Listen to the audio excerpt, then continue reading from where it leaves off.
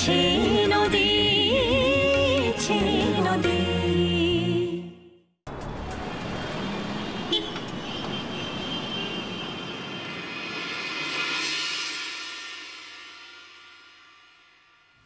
না থাক, আমায় প্রণাম করতে হবে না, আমি প্রণাম নিই না। কেন? তুমি তো মেঘলার প্রণাম নাও, আমি তো দেখেছি। হ্যাঁ, কিন্তু তুমি মেঘলা না।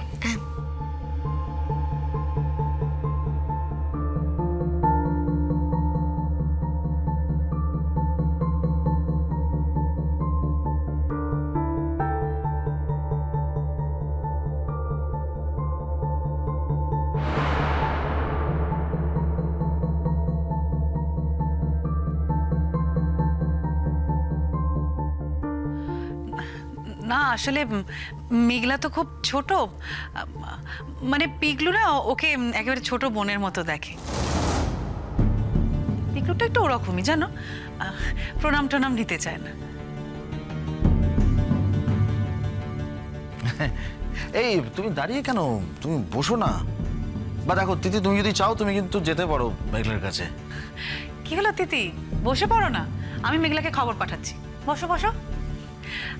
আমি একটা কাজ করি বলো, মেঘলাকে ডেকে আনি।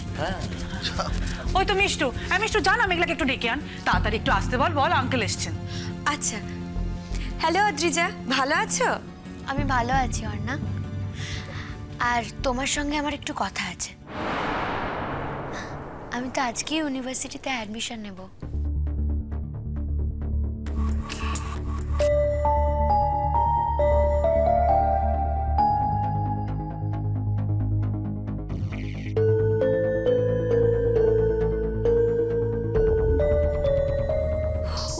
তাই?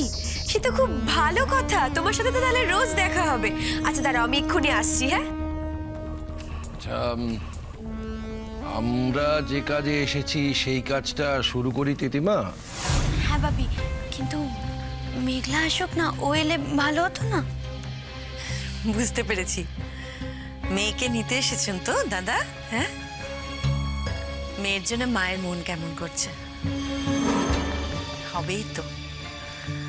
তবে একটা সত্যি কথা বলবো দাদা,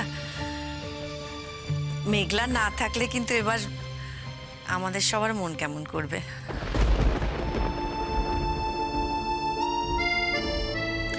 না না, তা বলে কেউ আর বাপের বাড়ি যাবে না, এটা কি কথা বৌমা? না না, সেই তো।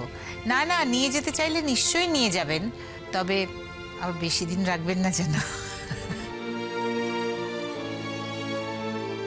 না না, আমি ওকে নিয়ে যেতে আসি।